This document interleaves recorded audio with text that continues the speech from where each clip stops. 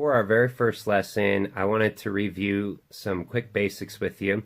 How to tune the guitar for standard tuning and how to read the chord chart. We're going to review the G chord. I'm going to put a picture of it right here for you and kind of explain what is going on there. You'll see the black dots with numbers in between 1 through 4. Those are indicating which finger to use. So 1 would be your pointer finger, 2 middle, 3 ring, 4 pinky. Not every chord chart is going to use all 4, but it's important for you to know that. All right? And then the next thing that we're going to review is the tuning of the guitar. Along your frets here, you have your 6 strings, right? And you have an E on each end, a high E and a low E. So that was confusing for me when I was a beginner because your low E is the closest to you here, but it's the highest as far as height goes.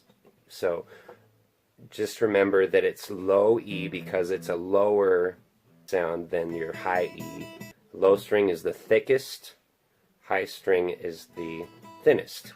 So the tuning from high to low is as follows: E, B, G, D, A, E.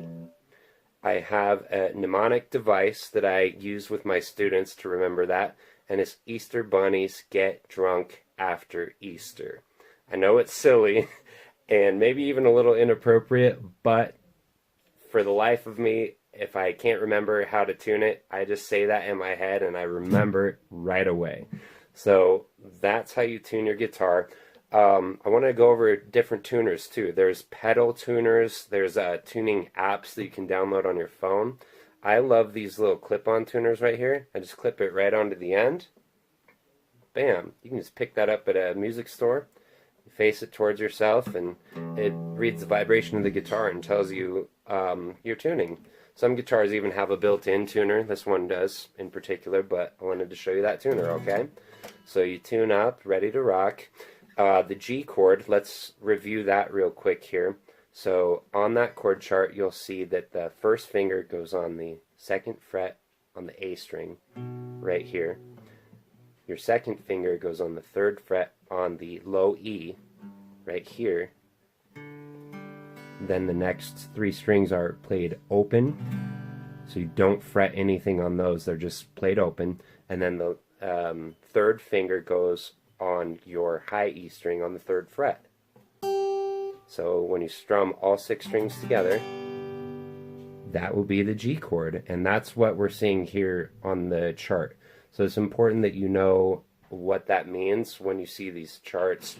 It's telling you where to put your fingers on what frets. If that does not make sense to you, send me an email here and we'll take a look at it. We're going to start our first lesson off just learning that G chord, how to finger it, and then strumming along to it, okay?